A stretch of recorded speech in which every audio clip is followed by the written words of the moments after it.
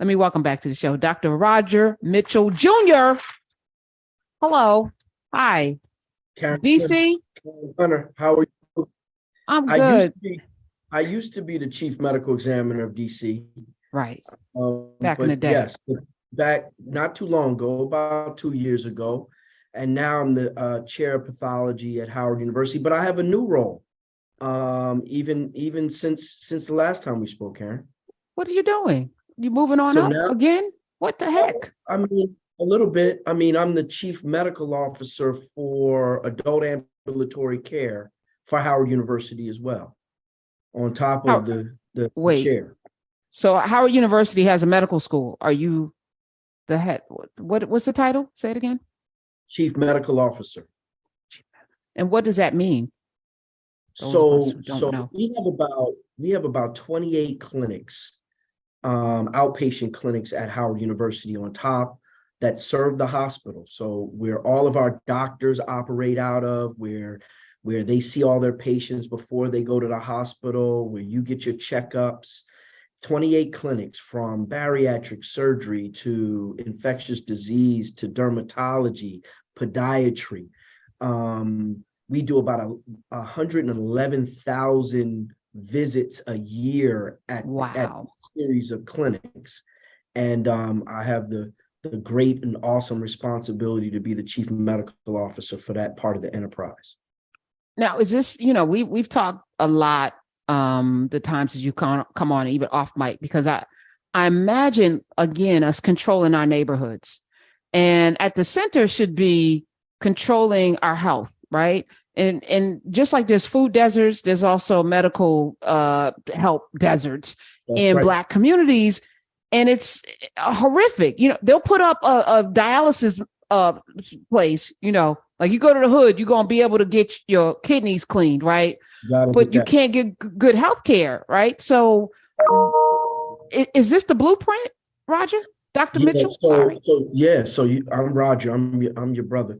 What's great about this is that in DC we're really a small city, but we have access to so much. And so there's a series of federally qualified healthcare organizations that are our like primary care. So primary care is available throughout the city. But what our clinics at Howard are able to do is give access to specialty care, to the higher level of care. So you're right. I'm excited because now I used to look at the end result of disparity in the form of death. But because I have a particular skill set in organizational leadership and that type of piece, budgets and standard operating procedures make me happy. Our new dean, which is the first time a Black woman has ever been dean of the Howard University College of Medicine in its almost 200 years of existence, right? So she's the new dean, Andrea Hayes Dixon. She tapped me on the shoulder and said, "Hey, listen, I want you to run our clinical practice." And so now it's about taking healthcare to the doorstep of our people. Oh, I love, she's brilliant. Why I know she's brilliant? Because she came and got you, right? This is how you know what a good leader is going to put people around them that are committed, that are, Roger, I just noticed about you. You're not just about the social climbing, you're about that life. And so for you to be in this situation, it means that work's going to get done. And she understood that. I'm already very happy with her being the dean. That was a good choice, whoever did that.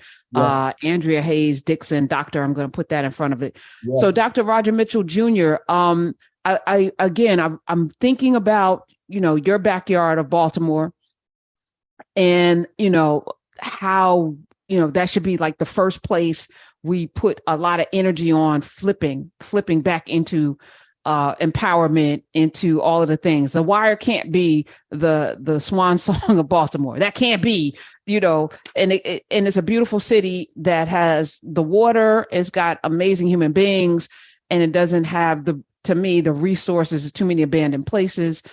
What would that look like if somebody were to start from scratch, putting something like what you're doing at Howard there? If they're starting from scratch, it's really about community partnerships from the beginning, right? It's about ensuring that we have strategically located clinics that have access to the highest level of care. I'm not quite sure how Hopkins shows itself in community, or how Mm. University of Maryland shows itself in community, but those are the big healthcare organizations, University of Maryland and Hopkins, and I'm sure that they have connections and relationships with the community-based clinics, right? The federally qualified health systems, but we're just starting. We really are. You know, we've a legacy of providing healthcare to the disenfranchised here at Howard, but it has been a model where, you know, you come to us, right? We're an institution, we're here, we're in the community, we're of the community. So come to us, and we'll provide you care. And I think post-COVID, or even during COVID, we understand that that's not enough, right? Our public health model can't be come to us. Our public health model has to be, we're bringing it to you. We're going to meet you where you are. And so I'm hoping that any urban center, or any healthcare delivery system has an arm that takes it to the disenfranchised, you know, poor white communities, poor Latino communities, poor Black communities. We really need to make it so easy to access care. And then when there's access, making sure that if there's an appointment missed, that someone's following up and say, hey, why did you miss your appointment? And then if they missed the second appointment, calling up, well, why did you miss the second appointment? Can we do something to make sure that you get your appointment and come in? We're finding that it often will take the third or fourth appointment to get someone into specialty care. But if we gave up on the first, you say, yeah, you missed your appointment, sorry, moving on to the next person, that's not the type of care we have to provide. We have to provide that type of family care. Like if you had an elderly mother that you wanted to make, you missed your appointment, mom? Really? Now I'm going to make an appointment. You missed it again? You know what? I'm picking you up and I'm bringing you to your appointment, because you can't keep on missing your appointments. That's the level of care that we need to provide in our community.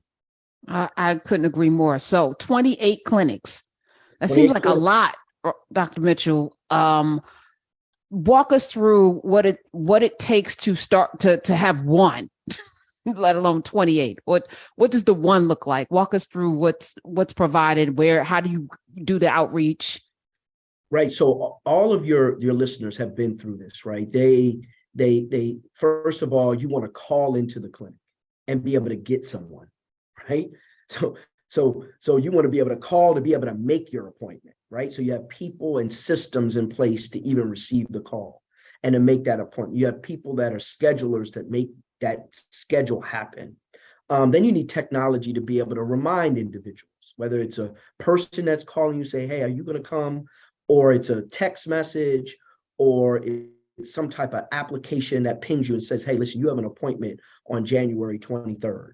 And then when you walk in the door, you need to have someone that is happy to see you, right? That's there, that's going to give you a clipboard if you haven't filled out your forms yet. You know, that person we call a PSR, a physician, a patient services rep.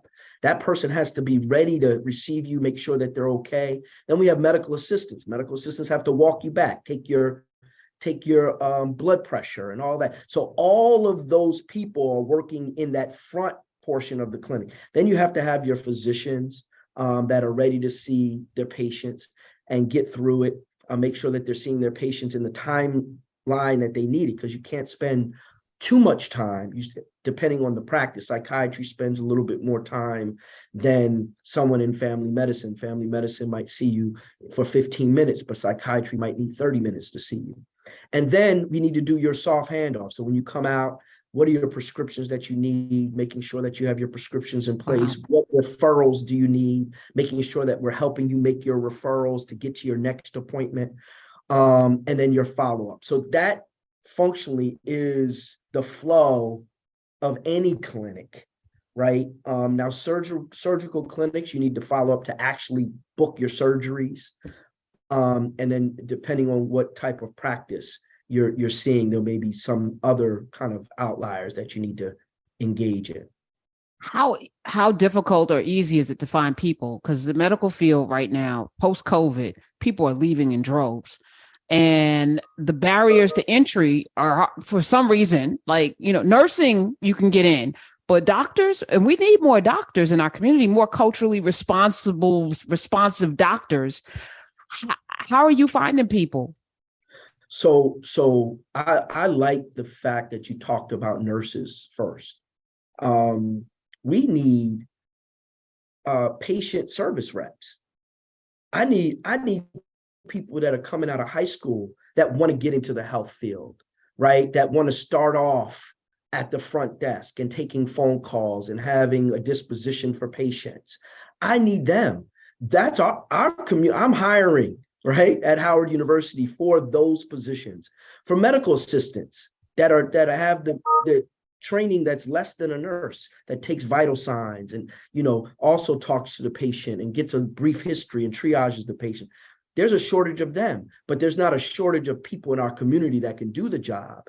Is that, are we pointing our community into these jobs of healthcare, right?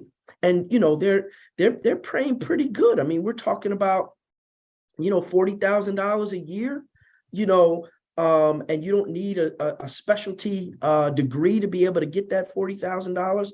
That is important. And I find in community, we want to jump to being, $100,000 a year. But when we come out of high school and there's opportunities that you can get on the job training and still get $40,000 a year and not have to go to college, that's huge. Mm. And as far as our physicians, yes, there's a physician shortage, there's a nursing shortage. And the good thing about Howard is that we train our own group of people, right? So we have a medical school, we have residency programs. So we can pipeline to ourselves that are culturally competent, but we're also looking for the best and brightest, no matter what. And so, our job is to be competitive in pay, but also our job is to be competitive in the things that are important to academics, which is like research and innovation. And that's really where we're really going to be able to do well in our community.